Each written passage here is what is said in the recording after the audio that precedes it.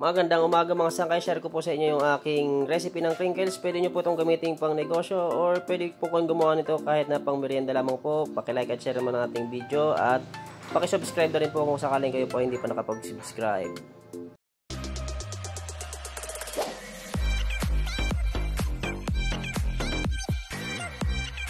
So, bali ito na yung ating unang ingredients, asukal. Maglagay tayo ng 4 na itlog. Medium size.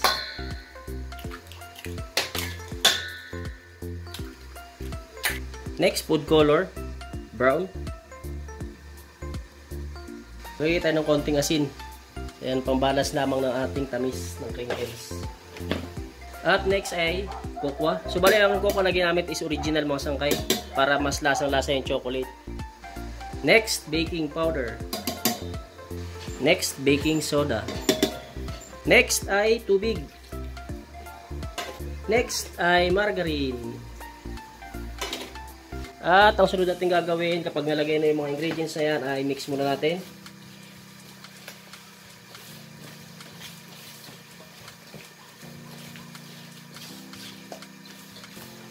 Next step, kapag nahalo nyo na, ilagay na yung ating harina. Third class po yan, third class.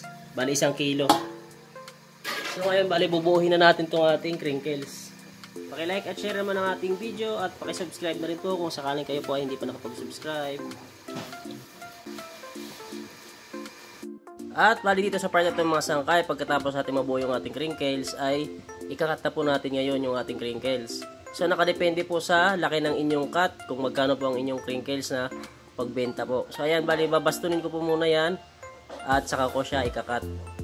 So bali, yan po aking pagbaston is isa po sa pamamaraan ko para mas mabilis kong ma-cut yung ating crinkles. So bali, kailangan pantay po yung laki ng inyong baston para hindi po kayo mahirapan sa laki ng cut na inyong gusto. Para pantay-pantay po yung cut ninyo. So ayan, kung mapapansin nyo is tuloy-tuloy yung ating cut. Mas mabilis nating makakat isa-isa yung ating crinkles. So yun mga sangkay, bali meron tayong 90 pieces na crinkles. So at ating next step mga sangkay is bibinugin na natin at ilalagay na natin sa, papagulong na natin sa powder. At dito sa ating powder mga sangkay is gumamit ako ng cornstarch at powder sugar. So bali 1:1 ng ating sukat ng ating powder. At dito sa part na ito mga sangkay, meron tayong konting tubig. Yan, maglalagay lamang po tayo sa ating palad.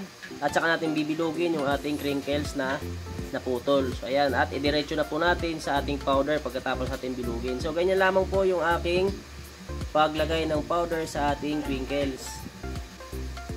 At ang sunod natin gagawin ay ipagulong natin yung crinkles doon sa powder. Balutin natin ang powder yung ating crinkles bago po natin ilagay sa ating tray. So ayan, bali lalagay na po natin sa tray. Bali yung paglagay ko sa tray natin is 20 pieces 4x5. At bali ano yung ating crinkles, pagkatapos natin ilagay sa plancha ay pwede na po kagad natin yan, isa lang. At ang pagsalang ko po ng ating crinkles ay ang init po ng oven is nasa 200 degrees Celsius at gagamit po ako ng malakas na apoy. Like at share naman ang ating video at paki-subscribe na rin po kung sakaling kayo po ay hindi pa nakapag-subscribe.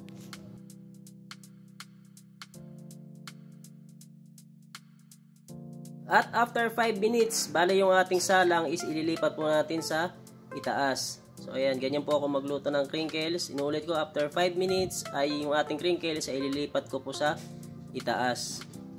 At gagamitan ko na lamang po ng mahinang apoy hanggang sa maluto.